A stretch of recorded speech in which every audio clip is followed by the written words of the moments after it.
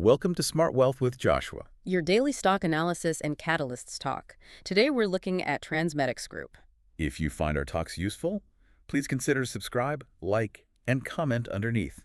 And a quick note before we get into today's stock. If you need emergency cash and want to look at a short-term installment loan option, you can check out MaxLend Loans through my link below. Eligible customers may qualify for loan options up to $3,750, and funding may be available quickly if approved. But please be careful. Always read the full loan agreement, APR fees, repayment schedule, and total cost before signing anything. So, setting the stage here, picture this. It's May 5th, 2026. Right. You're looking at a pioneering medical company, right? TransMedics Group. Yeah. And they are literally revolutionizing how human organs are transported across the globe. They really are. I mean, they are saving countless lives, and objectively, they are growing the entire U.S. transplant market. Absolutely. But then the moment they report their first quarter numbers, Wall Street just completely turns on them. Oh, yeah. The stock plummets a violent, 19.2% in a single day. Yeah, it was just a brutal algorithmic reaction. I mean, the market fixated on a very specific set of short-term profitability metrics, and they just ignored the underlying structural growth. They basically hit the panic button. Exactly. And that contradiction is exactly what we want to unpack for you today. Right. We want to know, is this massive sell-off a warning sign of a broken business model that's just bleeding cash? Or is this a classic short-sighted market overreaction? Well, I mean, think of it like this. Imagine a delivery service that is so flawless it actually grows the entire consumer market for the product it delivers. Oh, wow. But then Wall Street ruthlessly punishes them for buying more delivery vans to handle all that new demand. Right. That's essentially the narrative we're looking at here. All right, let's move into the wealth building context, because to really understand the market's overreaction, you first have to understand the biological problem that TransMedics solved. Yeah, so historically, if an organ was donated, it was put in a cooler on ice. Right, just a standard ice cooler. Exactly, cold static storage. And the problem is when you put living tissue on ice, you induce ischemia. Okay. The cells are slowly dying from the very moment that organ leaves the donor. The clock is ticking loudly. So it's basically a race against time. Precisely, which means a heart in New York generally cannot be given to a patient in California. The travel time itself is literally a death sentence for the tissue. Wow. And that geographic limitation meant that thousands of perfectly viable organs were just discarded simply because they couldn't reach a match in time. Right. And that is exactly where the organ care system, or OCS, comes in. The OCS. Yeah.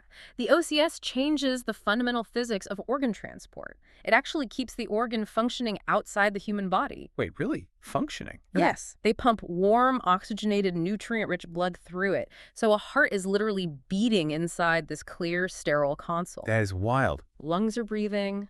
Livers are producing bile. It turns a desperate race against cellular death into a stable therapeutic transport. That's incredible. And because of that, we have to evaluate this company not just as a simple medical device manufacturer. Right, there's bigger than that. Exactly. It's a multi-year wealth-building entity that is effectively rewriting national healthcare infrastructure. Now let's look at the fundamentals, because if I'm looking at this for long-term portfolio growth, I need to know the capital they're deploying is actually building a strong moat. It is. The numbers on their market expansion are staggering. Really? Yeah. For the full year of 2025, revenue surged 37% year over year to hit $605.5 million. Wow, 37%. Yep. And in the first quarter of 2026, they pulled in $173.9 million, which is another 21% jump. Okay, but is that just them stealing market share from a legacy competitor? No, and that's the fascinating part. Since 2022, U.S. national transplant volumes for liver, heart, and lung grew by 25%, specifically using the OCS system. Wait, they grew the whole market? Exactly. If you extract TransMedics from the equation entirely, national transplant volumes would have actually declined by 1%. Oh my God. Yeah, they are single-handedly expanding the total addressable market because organs that would have previously died in an ice cooler are now surviving the flight. That is a massive shift. It is. Furthermore, their liver penetration in the U.S. has reached 36%, up from just 26% a couple of years ago. Right. But I want to focus on how they're actually executing that, because shifting from just building the OCS machines to operating the entire National OCS program is a huge pivot. Right. I mean, they essentially own 22 aircraft now, right? Yeah, 22 company-owned jets. That's crazy. Their balance sheet is acting like a shock absorber for this massive expansion. They're funding what is essentially a high-stakes, end-to-end private airline for human organs. Exactly. But, why take on the immense overhead of buying an aviation fleet instead of just selling the boxes to hospitals? Well, it comes down to control and reliability. If a hospital relies on a commercial flight or a third-party charter to move a beating heart, a 45-minute delay on the tarmac can just ruin the organ. Oh, right, because it's so sensitive. Yeah. By owning the planes, the pilots, and the logistics network, TransMedics eliminates all those variables. They offer a complete turnkey solution. So they handle everything. Exactly. A hospital says, hey, we have a donor, and TransMedics handles the extraction, the machine, the flight, and the delivery. They are building an absolute monopoly on medical logistics. But wait, if their technology is fundamentally changing the survival rate of these organs, why are competitors even bothering to stay in the space with old cold storage tech? Wow. Surely hospitals demand the best outcomes, right? Yeah, and the clinical data proving TransMedics' superiority is now so overwhelming that competitors are reportedly refusing to participate in head-to-head trials. Wait, they're just refusing. Yes. Specifically in the Enhance Heart Part B program, rivals who rely on cold static storage are bowing out. They won't face off against TransMedics because the comparative data would just decisively prove their legacy systems are inferior. I mean, that is the ultimate validation of their competitive moat. When your rivals forfeit the clinical argument, you've won the science. Totally. But, here is where we have to square that scientific victory with the reality of the stock market. Right. If they are this undisputed clinical monopoly with surging revenue, why did the trading algorithms trigger a mass sell-off the second the Q1 earnings dropped? Well, let's look at the mechanics of that 19.2% drop. Yeah, because GAAP diluted earnings per share contracted violently, right? Yeah. Going from 70 cents a year ago down to just 20 cents. Yeah. They completely missed the analyst estimate of 61 cents. It wasn't just the earnings per share, though. Operating margins fell off a cliff. Really? Yeah, they dropped from 19.1% down to just 7.6%. Ouch. Exactly. And for a Wall Street algorithm program to look for quarter-over-quarter margin expansion, a sudden drop to 7.6% triggers an immediate sell signal. Okay, but I have to play the skeptic for a moment here. Sure. An earnings miss that's severe often signals something structurally toxic. I mean, is the cost of running this private organ airline just too high? Are they bleeding cash to artificially prop up those impressive revenue numbers? No, absolutely not. And that is the exact trap that the short-term traders fell into. Okay. They didn't lose that margin to inefficiency or like a sudden price war with competitors. Then where did it go? They actively and deliberately deployed that capital. This was a front-loaded strategic strike. Oh, so it was planned. Exactly. Yeah. They're funding a massive new global headquarters and clinical facility in Somerville, Massachusetts. They're pouring money into R&D. But the biggest factor, and the one the market really mispriced, is their strategic stake in PA Aviation. Ah, okay. Let's break down that PA Aviation stake, because they've mastered domestic flights in the U.S., Right. but they're applying this to a dedicated European transplant logistics network now. Yeah, they are. Logistically, flying an organ across European borders has to be infinitely more complex than a domestic U.S. flight. Oh, it is a logistical labyrinth. I mean, in the U.S., you have one Federal Aviation Administration. Right. In Europe, you are dealing with fragmented air traffic control systems across different sovereign nations. You have varying medical regulations, completely different customs protocols at the airports. It sounds like a nightmare. And you're coordinating ground transport in completely different languages. Jeez. So integrating PA Aviation isn't just about buying planes. It's about paying the heavy upfront legal and operational costs to build a seamless corridor through that entire European bureaucracy. So it's an investment. Exactly. That eats your margin today, but it unlocks an entire continent's worth of total addressable market tomorrow. Okay, so it's a massive capital expenditure intended to basically double their global footprint. Yes. But as an investor focused on risk, Yeah. I can't just trust the vision, right? I have to check the solvency. Right. Does taking a margin hit like this put them at risk of bankruptcy or, heavy shareholder dilution if the European rollout takes longer than expected? Not at all. Their balance sheet is entirely equipped to absorb this phase. Are you sure? Yeah, by the end of March 2026, TransMedics held $461.7 million in cash and cash equivalents. Wow. Oh, And remember, they are fundamentally profitable. They generated $108.6 million in operating profit in 2025 alone. okay. But I do see they have $172.5 million in convertible senior notes on the books. Right. And for anyone unfamiliar, that's essentially corporate debt that can eventually be converted into shares of the company's stock. Correct. But those notes aren't due until 2028. Oh, okay. With nearly $500 million in cash on hand, they have more than enough runway to service that debt without diluting shareholders tomorrow. So solvency really isn't the issue. Not at all. That's why management confidently reiterated their full year 2026 revenue guidance of $727 million to $757 million. Wow. They are absorbing the cost of European expansion right now, with a stated target of returning to a 30% operating margin by 2028 once that infrastructure scales up and becomes self-sustaining. That brings us to the catalyst timeline. Because before we dive into the technical damage on the chart, we need to know what's coming up that could force the market to reevaluate this stock. Absolutely. In the short term, over the next 3 months, the market is going to hyper-focus on the Q2 earnings report in late July or early August. Right. People want to see if the margin bleeding is stopped. Exactly. Investors need to see stabilization there. We also expect major presentation updates from those enhanced heart and de novo lung trials. Okay, so some good data points. Yes. But the absolute behemoth of a catalyst, the one that completely changes the ceiling for the entire company, arrives in early 2027. And what's that? That is when the OCS kidney platform is expected to enter FDA trials. Oh, wow.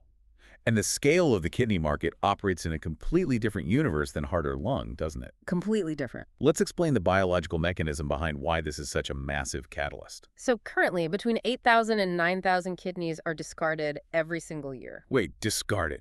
Just thrown away. Yeah. When a kidney from an older or maybe a marginal donor is placed in a cold cooler, it essentially shuts down. Okay. So the surgeon receiving it has absolutely no way to tell if that kidney is going to wake up and function once it's transplanted into the patient. Oh, I see. The risk of failure is just too high, so they throw it away. So the limitation isn't actually a lack of donors, it's a lack of assessment capability. Precisely. If TransMedics applies their warm perfusion technology to the kidney, they completely solve the assessment problem. Because they can see it working. Yes. You put the marginal kidney on the OCS platform, you pump warm blood through it, the surgeon can physically watch it function outside the body. It's amazing. They can measure its creatinine clearance. They can see it actively produce urine. Suddenly, a surgeon can say, wait, this kidney is perfectly healthy. Right. If they can reclaim even a fraction of those 9,000 discarded kidneys, they unlock a staggeringly massive new vertical. It's a total paradigm shift for their valuation. Now let's pivot to the chart. Because fundamentally sound or not, the technical damage to this stock is brutal. Yeah, it is. It's trading at $76.70.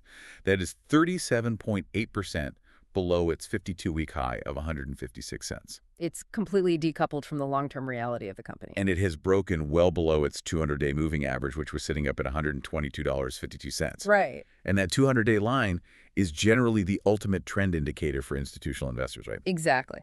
But worse, the notes indicate there was supposed to be a concrete floor, like a strong technical support, at the 52-week low of $89.10. Yeah, and it sliced right through that like butter. Exactly. And with volume spiking 23% above the 20-day average, are we just looking at retail panic here, or is this a permanent institutional repricing of this stock? Well, what's fascinating here is the mechanics of how a sell-off like this cascades. Okay. When the stock broke that $89.10 support level, it triggered automatic stop losses. Ah, the algorithms again. Yep. Many trading algorithms are programmed to just blindly sell if a specific technical floor collapses, regardless of the company's cash position or fundamentals. Wow. That automatic selling creates a downward spiral, which completely explains the 23% spike in volume. It has all the hallmarks of a high-conviction capitulation event. So retail investors see the red candles and they just sell out of fear. Exactly. But when a fundamentally strong company experiences this kind of severe technical reset purely due to a transient margin issue, it creates a classic oversold setup. So what does market sentiment look like? How do we verify if the big money, like the institutional investors, are actually panicking, or if they're quietly buying up the shares that retail investors are panic selling? Well, the short-term headlines scream bearish, Right. naturally. Right. But sentiment trackers triggered 53 separate alerts during this period, indicating a massive institutional repositioning. 53 alerts. Yeah, the smart money isn't fleeing, it's accumulating shares at a massive discount. I also look for internal confirmation, Yeah. like if the ship is truly sinking, management behavior usually changes. Oh, definitely. But they just brought on Giovanni Cesare as the new chief commercial officer and Matthew Forsyth as senior vice president and general counsel. Yep. You simply do not attract top-tier executive talent to a company that is fundamentally distressed. You don't. And there is an even more definitive accounting metric that proves their internal conviction. Oh, what's that? In Q4 2025, they executed an $83.8 million valuation allowance release on deferred tax assets. Oh, okay. Let's translate that mechanism for a second, because accounting jargon can easily obscure a massive green flag. Right. Basically, a company has past losses or expenses that they could use to lower their future tax bills.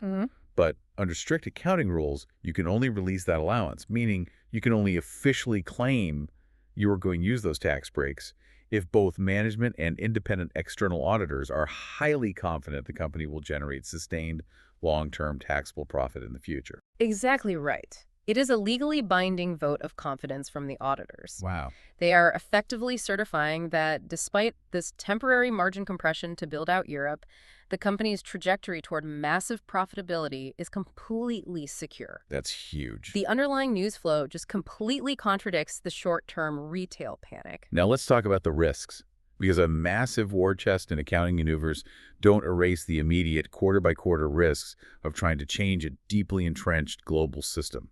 Oh, they don't. To give you a perfectly balanced view, we have to look at the immediate hurdles they face. The margin compression is the obvious one, right? Right. Wall Street's memory is about 90 days long. Right. The bear case is entirely tethered to that 7.6% operating margin. Okay. TransMedics is currently rolling out the Italy National OCS Program, and Italy is really the beachhead for their entire European aviation strategy. Right. If that rollout stalls due to regulatory red tape, or if integrating PAD aviation proved way more expensive than projected, that margin is going to stay depressed. And investors will panic again. Exactly. Investors who are already spooked will absolutely lose patience if that 2028 target for a 30% margin gets delayed. I'm also looking at the human element as a major risk factor here. Yeah. We discussed earlier how competitors are refusing to trial against the OCS. That obviously proves the tech works. Yeah. But what about the doctors themselves? It's a great point. The medical community is notoriously conservative. Surgeons spend decades building muscle memory around specific protocols. Handing them a radically new way of evaluating an organ introduces massive adoption risk, right? Yes. And this is the precise hurdle they are facing with the de novo lung program. Oh, the lung program. Yeah, the lung transplant community is historically stagnant. TransMedics is asking surgeons to completely abandon the cold storage protocols they've used their entire careers. And just trust a machine. Exactly. Trust a machine that keeps the lung breathing in a box. That competitive inertia is a very real threat. Furthermore, because competitors are refusing to participate in randomized control trials, it's actually harder for TransMedics to publish the definitive, side-by-side comparative data they need to force those stubborn surgeons to adopt the new standard of care. Man, so the product is superior, but they still have to fight the bureaucracy of medical tradition to prove it. Yep. That execution risk is real. And frankly, a lot of it was likely priced in during that 19.2% haircut. For sure. So, with everything on the table, what's the final verdict? We have a company completely revolutionizing human healthcare, sitting on $500 million in cash, but actively sacrificing its own short-term margins to build an international aviation monopoly, all while battling the inherent resistance of the medical establishment. Well, when you synthesize all the data, our fundamental analysis generates an 8 out of 10 bullish score. An 8 out of 10. Yes, this is a strong conviction, multi-year hold. TransMedics is the undisputed category leader. Unquestionable. They have built an integrated logistics network moat so deep that rivals are literally forfeiting clinical trials. The Q1 margin contraction that triggered the capitulation event was a deliberate strategic investment to unlock the European market.